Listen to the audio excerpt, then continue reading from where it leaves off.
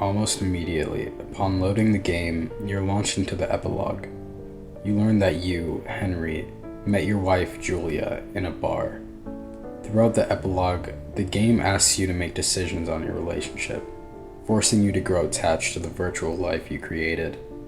Then in an instant, you're pulled from those decisions and put into a beautiful forest. When games do this, or any type of media for that matter, they set a mood of suspense. You know something happened to lead you here, and usually that something is never good. And that something is Julia contracts dementia at the age of 41. This devastates the couple, and especially Julia. You see the relationship, the family you have been building crumble to pieces, and Henry, unable to take the pressure, goes back to the bar. Henry blows a .1 and fails the breathalyzer test and is forced to stay in jail overnight. This one decision and desperate attempt to escape his situation fails miserably and causes more damage to his already destroyed life. Henry looks for an escape in the only thing he knows that truly works: drinking. Firewatch shows the complexity of its characters through their mistakes. Through Henry's unhealthy escapism, the whole theme of the game is revealed. Julia moves in with her family, and Henry takes a job at Yellowstone National Park, beginning a summer job and escape from his destroyed life. Filming Wilderness is beautiful, quiet, and haunting. It's both an escape and a prison. As Henry hikes into his new summer job, we can feel the isolation settle in. There's a sense that this is not just a job, it's a form of penance. He's not here to find himself, he's here to disappear. But Firewatch doesn't let Henry, or us, completely detach. We're immediately introduced to Delilah, a fellow fire lookout who speaks to us only through radio. The radio becomes our lifeline.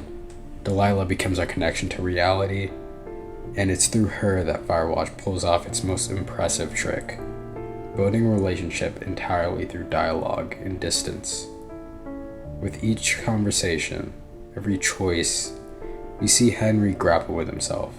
He talks about Julia, or avoids it.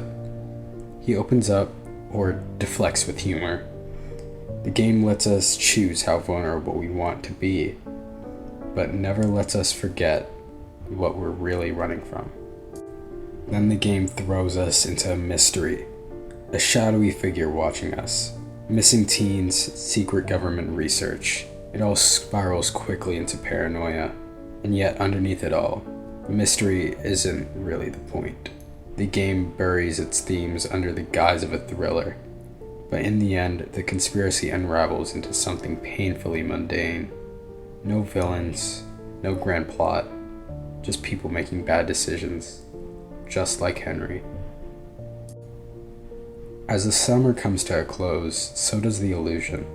The fires rage, the forest is evacuated, the world Henry has hidden in both literally and emotionally burns to the ground.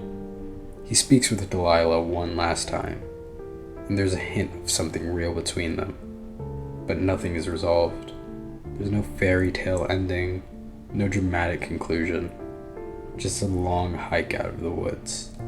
And when it's over, you're left sitting with everything the game made you feel. All the regret, all the hope, all the silence.